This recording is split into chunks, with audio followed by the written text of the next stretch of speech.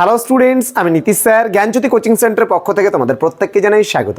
তো স্টুডেন্টস, আজকে আমি তোমাদের সঙ্গে যে বিষয়টি নিয়ে আলোচনা করবো সেটা হচ্ছে সেকেন্ড সেমিস্টার মেজর হিস্ট্রি। তো যারা সিধু কানু বিরসা ইউনিভার্সিটির আন্ডারে বিভিন্ন কলেজগুলোতে পড়াশোনা করছো তাদের জন্য কিন্তু আজকের ক্লাসটি অতি গুরুত্বপূর্ণ। তোমরা স্ক্রিনে দেখতে পাচ্ছ আমাদের কিন্তু ক্লাসের আজকে বিষয় হচ্ছে what do you know about the inscriptions of Ashoka. অর্থাৎ আজকে অশোকের শিলালিপি সম্পর্কে আমরা জানবো। বলছে যে তুমি অশোকের শিলালিপি সম্পর্কে কি জানো সেই বিষয়ে আজকে আলোচনা করব। কিন্তু পুরো ক্লাসটি আলোচনা করার পূর্বে তোমাদেরকে বলবো, যারা এখনও পর্যন্ত আমাদের অফিসিয়াল ইউটিউব চ্যানেলটিকে সাবস্ক্রাইব করনি তারা অবশ্যই চ্যানেলটিকে সাবস্ক্রাইব করে পাশে থাকা বেল আইকন অল প্রেস করে দাও, যাতে নেক্সট টাইম থেকে কোনো ভিডিও আপলোড করে তার নোটিফিকেশন তুমি সবার আগে পেতে পারো। এছাড়া তোমরা যদি সিধু কানু বিরসা ইউনিভার্সিটির আন্ডারে যে সমস্ত কলেজগুলো রয়েছে সেই সমস্ত কলেজের স্টুডেন্টরা যদি আমাদের কাছে অনলাইনে যুক্ত হতে চাও তাহলে কিন্তু তোমাদের কোর্স ফি রয়েছে 999 টাকার বদলে মাত্র 99 টাকা, যদি তোমরা এই মার্চ মাসের মধ্যে কিন্তু অ্যাডমিশনটা সেরে ফেলো। তো স্টুডেন্টস, তোমাদের কি করতে হবে? বেশি কিছু করতে হবে না, শুধুমাত্র আমাদের অফিসিয়াল নাম্বার 7076398606 নাম্বার অথবা 6295916282 নাম্বারে সরাসরি আমাদের সঙ্গে যোগাযোগ করতে হবে।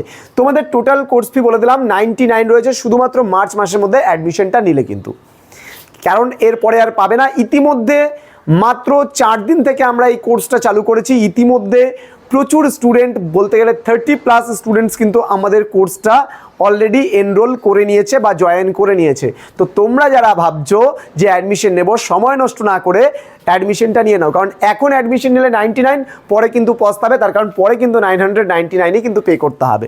চলো শুরু করছি আজকের ক্লাসটা। দেখো, অশোকের শিলালিপির কথা যদি আমরা বলতে যাই তাহলে বিশেষ করে দেখবা যে মৌর্য সাম্রাজ্যের কিন্তু সর্বত্রই ছড়িয়েছিল কিন্তু অশোকের যে শিলালিপিগুলো ছিল। আমি কি বললাম যে অশোকের শিলালিপিগুলো মৌর্য যে সাম্রাজ্য ছিল সেই মৌর্য সাম্রাজ্যের সর্বত্রই কিন্তু ছড়িয়েছিল, সর্বত্র। তাহলে মৌর্য সাম্রাজ্যের সর্বত্রই ছড়িয়েছিল। এটা কোথা থেকে কোথা?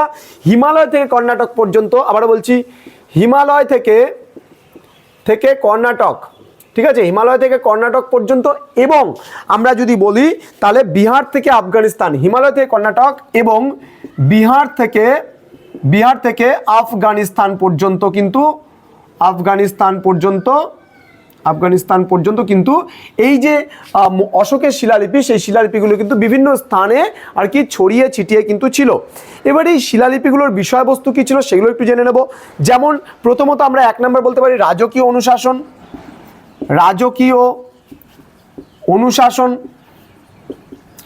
তাহলে অশোকের শিলালিপি থেকে, মানে শিলালিপিগুলো থেকে আমরা কি কি জানতে পারি? রাজকীয় অনুশাসনের কথা, ধর্ম শিক্ষা, ধর্ম প্রচারের কথা জানতে পারি, ধর্ম শিক্ষার কথা জানতে পারি। 3 নম্বর ধর্ম প্রচারের কথা আমরা জানতে পারি, ধর্ম প্রচার এগুলোর কথা জানতে পারি।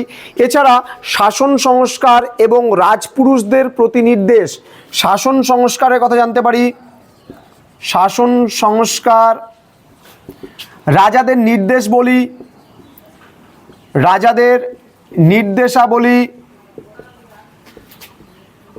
নির্দেশাবলীর সম্পর্কে আমরা জানতে পারি। এই সমস্ত বিভিন্ন চিন্তা ভাবনা কিন্তু আমরা কিন্তু এই সমস্ত যে অশোকের শিলালিপিগুলো যে মৌর্য সাম্রাজ্যের সমস্ত জায়গায় যে ছড়িয়ে ছিটিয়ে ছিল সেগুলো থেকে কিন্তু আমরা জানতে পারি।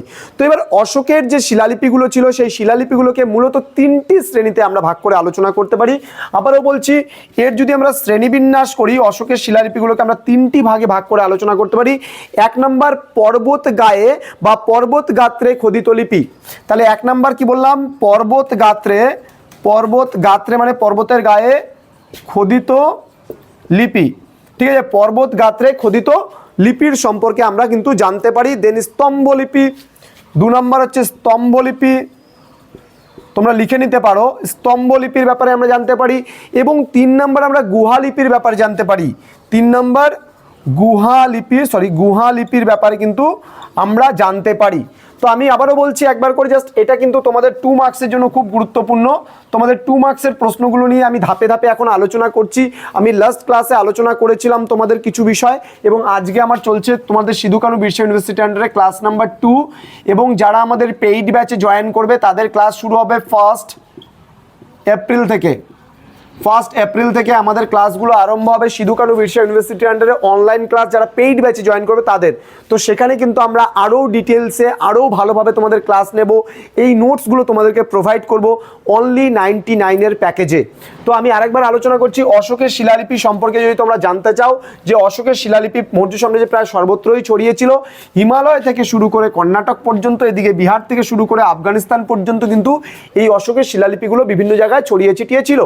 এছাড়া আমরা বলতে পারি এগুলোতে কি কি জানা যায়, কি কি আমরা জানতে পারি, জানা যায় কি কি, যে রাজকীয় অনুশাসনের কথা জানা যায়, ধর্মশিক্ষার কথা জানা যায়, ধর্ম প্রচারের কথা জানা যায়, অশোক কী করে ধর্ম প্রচার করেছিল, শাসন সংস্কারের কথা জানতে পায়, এবং রাজাদের যে সমস্ত নির্দেশবলী দেওয়া হয়েছিল সেগুলো সম্পর্কে আমরা জানতে পারি।